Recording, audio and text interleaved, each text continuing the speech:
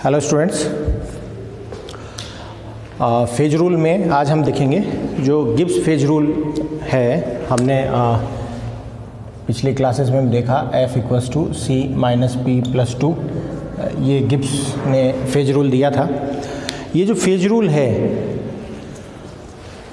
F equals to C minus P plus 2, ये phase rule derive कैसे हुआ, तो इसके बारे में आज हम बात करेंगे। तो आप देखें कि कोई कॉन्स्टिट्यूएंट, मान लो आपके पास एक सिस्टम है, हेट्रोजीनियस सिस्टम है जिसमें कई होमोजीनियस फेजेस हैं और उनमें बहुत सारे कंपोनेंट डिस्ट्रीब्यूटेड हैं। तो आपको अगर एग्जैक्ट नंबर ऑफ कंपोनेंट्स चाहिए, कॉन्स्टिट्यूएंट्स चाहिए, किसी पर्टिकुलर फेज में कितने कॉन्स्टिट्यूएंट हैं, तो आपको C मान लो टोटल है, तो C-1 के बारे में जानकारी होनी चाहिए, तभी आप लास्ट वाले का पता बता सकते हो कि ये कितना कंपोजिशन किसका है। इसको ऐसे समझें, जनरल वे में बात करें। अगर A plus B equals to 14 है, मान लीजिए आप, एक इक्वेशन है, तो आप A और B का मान तभी बता सकते हैं जब आपको A या B में से किसी एक की जानकारी हो। मान लो A बराबर 4 है, तो आप बता सकते हैं B बराबर 14 माइनस 4 इक्वल्स टू 10। लेकिन अगर आपको A और B में से दोनों में से किसी की जानकारी नहीं है, उस परिस्थिति में आपको मिनिमम 2 इक्वेशन चाहिए। A प्लस, मान लीजिए A plus B equals to this and A minus B equals to 4 है। अब आप सॉल्व कर सकते हैं। मैं इन दोनों इक्वेशन को ऐड करूं तो आया 2A इक्वल्स टू 18, तो A इक्वल्स टू हो गया 18/2, दैट मीन्स 9। तो आपको अगर 2 वेरिएबल सॉल्व करने तो 2 इक्वेशन चाहिए। एक इक्वेशन से एट ए टाइम आप सिर्फ एक वेरिएबल को सॉल्व कर सकते हैं। दैट मीन्स अगर आपके पास नंबर ऑफ वेरिएबल्स x हैं तो उनको सॉल्व करने के लिए आपको x इक्वेशंस भी चाहिए। इसी थॉट पे बेस्ड है आपका फेज रूल। अब आप देखिए कि अगर आपको C नंबर ऑफ कॉन्स्टिट्यूएंट्स हैं तो आपको हर कॉन्स्टिट्यूएंट्स की स्पेसिफिक जो उसकी कंसंट्रेशन है या कंपोनेंट है उसके बारे में जानकारी चाहिए। तो आपको C-1 का पता होना चाहिए, तभी आप लास्ट वाले Cth का पता लगा सकते हो। ये हुई एक फेज में जो कॉन्स्टिट्यूएंट है उसकी बात। अब वो जो फेज है वो किसी दूसरे के साथ क्या है, इक्विलिब्रियम में है, वो किसी तीसरे के साथ एंड सो ऑन। तो जितनी फेजेज हैं उतने ही क्या हो जाएंगे, वेरिएबल्स हो जाएंगे। तो C-1 मान लो कॉन्स्टिट्यूएंट वेरिएबल आपको पता है, तो लास्ट कॉन्स्टिट्यूएंट वेरिएबल आप निकाल सकते हो। अगर P फेजेस हैं तो वेरिएबल हो गए P इंटू C-1। इसके अलावा 2 वेरिएबल कॉन्स्टिट्यूशन के अलावा भी तो 2 वेरिएबल हैं, वो है pressure and temperature. Pressure and temperature, तो आपके वेरिएबल कितने हो गए, तो आपके वेरिएबल हो गए P इंटू C-1। एक फेज के लिए C-1, उसके सभी कॉन्स्टिट्यूएंट की अगर आपको जानकारी चाहिए तो आपको C-1 का पता होना चाहिए। अगर P total number of phases हैं P, तो ये हो गए P इंटू C-1। और अगर टेम्परेचर और प्रेशर को भी आप इंक्लूड करते हैं तो आपके टोटल नंबर ऑफ वेरिएबल्स हो गए, तो ये हो गया टोटल वेरिएबल। अब इतनों को सॉल्व करने के लिए इतनी क्या चाहिए, इक्वेशन चाहिए। तो अगर कोई दो फेज हेट्रोजीनियस इक्विलिब्रियम में, मान लो 2 फेजेस हैं, वो आपस में इक्विलिब्रियम में है, इसका मतलब ये है कि इसकी पार्शियल मोलर क्वांटिटी जो है, पार्शियल मोलर फ्री एनर्जी,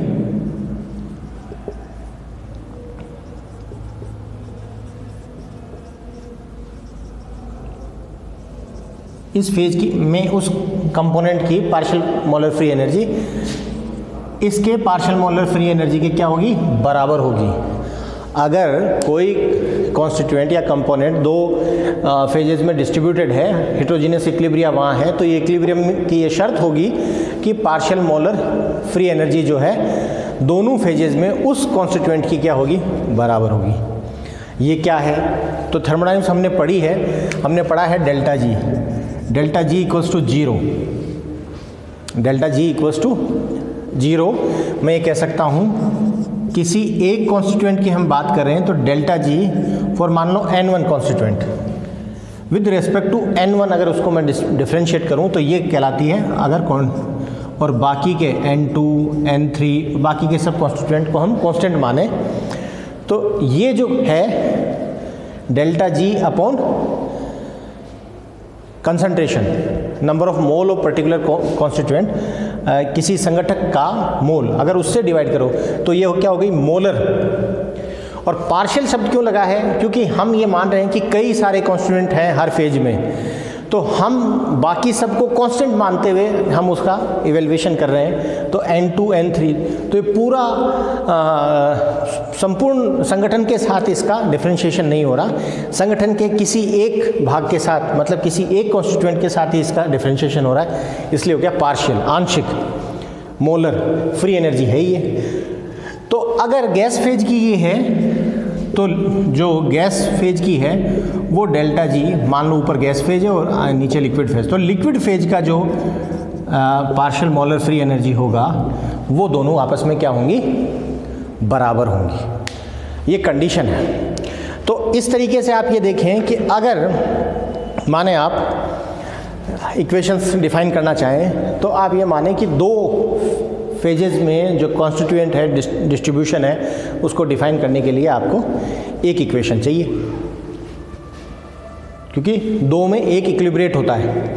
यूँ समझें अगर मैं कोई स्टेटमेंट देना चाहूँ तो मैं ये कह सकता हूँ for equilibrium it is possible to write one equation among the variables for each constituent distributed in any two phases। कोई भी दो फेजेस में डिस्ट्रीब्यूट हुआ कोई एक कॉन्स्टिट्यूएंट है, उसके लिए आपको क्या चाहिए, एक इक्वेशन चाहिए। अब मान लो ये तीन फेजेस में डिस्ट्रीब्यूटेड है, तो इसमें और इसमें इक्विलिब्रियम में तो आपको कितने चाहिए, दो इक्वेशन चाहिए। तो आपके पास तीन फेज थी तो कितनी चाहिए, दो चाहिए। चार फेज होंगी तो कितनी चाहिएंगी, तीन चाहिएंगी। इसका मतलब number of equations required, number of equation जो चाहिए हमें वो होंगी p-1। किसी एक कॉन्स्टिट्यूएंट के लिए नंबर ऑफ इक्वेशन कितनी चाहिए, अगर 6 फेज हैं तो 5 चाहिए, 4 फेज हैं तो 3 चाहिए, क्योंकि दो में एक डिस्ट्रीब्यूट होता है। तो नंबर ऑफ इक्वेशन चाहिए p-1। अब मान लो हमारे पास टोटल c कॉन्स्टिट्यूएंट है, 6, 7, 8 कोई भी फिगर हो सकता है, तो एक के लिए चाहिए p-1। तो टोटल इक्वेशंस कितनी हो गई, टोटल इक्वेशंस हो गई c इंटू p-1। अगर कोई सिस्टम कंप्लीटली डिफाइंड है, अगर कोई सिस्टम कंप्लीटली डिफाइंड है तो नंबर ऑफ वेरिएबल्स बराबर होंगे नंबर ऑफ इक्वेशंस के। जैसे मैंने यहाँ एग्जांपल लेके बताया कि एक इक्वेशन से आप एक वेरिएबल को सॉल्व कर सकते हो, दो को नहीं कर सकते। अगर आप मान लो a और b आपको दोनों ही नोन नहीं है, यहाँ जैसे मैंने कहा कि a बराबर 4 है तो आपने b बराबर बता दिया 10 होगा। अगर a और b दोनों ही अननोन है तो a 0 हो सकता है, b 14 हो सकता है, a-1 ये 15 हो सकता है, a-2 ये 16 हो सकता है, a 2000 हो सकता है और ये 2000 माइनस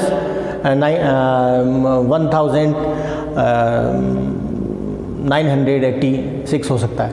दैट मीन्स कोई भी वैल्यू संभव है, लेकिन एक को डिफाइन करते ही एक इक्वेशन से एक वेरिएबल सॉल्व हो सकता है। जैसे ही हमें दोनों वेरिएबल अननोन है तो दो इक्वेशन चाहिए, तीन वेरिएबल है तो तीन इक्वेशन चाहिए। तो सिस्टम कंप्लीटली डिफाइंड है अगर नंबर ऑफ इक्वेशंस और नंबर ऑफ वेरिएबल्स दोनों क्या हो, बराबर हों। तो हमारे यहाँ नंबर ऑफ वेरिएबल्स क्या है, नंबर ऑफ वेरिएबल्स ये हैं और नंबर ऑफ इक्वेशंस ये हैं।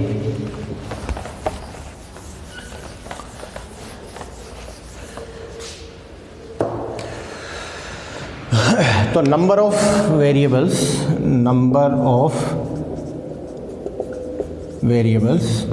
Minus total number of equations जो है ये दोनों आपस में क्या होने चाहिए, बराबर। अगर ये दोनों बराबर हैं तो आपका सिस्टम वेल डिफाइंड है। आप उसके हर कॉन्स्टिट्यूएंट की वैल्यू निकाल सकते हैं, हर वेरिएबल कॉन्स्टिट्यूएंट की वैल्यू निकाल सकते हैं, उसमें जितनी चर राशियाँ हैं उन सब की गणना कर सकते हैं अगर आपके पास ये कंडीशन है। बट इन जनरल होता क्या है कि वेरिएबल्स होते हैं ज़्यादा और इक्वेशंस हमारे पास होती हैं कम। That means total number of variables minus total number of equations आप करेंगे तो कोई पॉजिटिव क्वांटिटी आएगी, उसको हम कहते हैं एफ। ऐसे फ्री वेरिएबल्स, ऐसे फ्रीली अवेलेबल वेरिएबल्स जो सिस्टम को कंप्लीटली डिफाइन करने के लिए आपको चाहिए, एडिशनली चाहिए, उसको हम कहते हैं डिग्री ऑफ फ्रीडम। वो फ्री हैं, वो उन नंबर ऑफ इक्वेशन से एक्सेस में है जो हमारे पास अवेलेबल हैं। तो ये जो एक्सेस है ये क्या है, डिग्री ऑफ फ्रीडम। जो एक्स्ट्रा है वही क्या है, डिग्री ऑफ फ्रीडम, उसको आप चेंज कर सकते हैं। ठीक है, तो आप सॉल्व करें, p into c minus one plus two minus c into p minus one, ये हो गया p c minus P plus two minus p c plus c, p c cancel out, c minus P plus two equals to f, या मैं ऐसे भी लिख सकता हूँ f plus p equals to c plus two. ये दोनों ही रिप्रेजेंटेशन किसके हैं, गिव्स फ्री एनर्जी के डिग्री ऑफ फ्रीडम के हैं।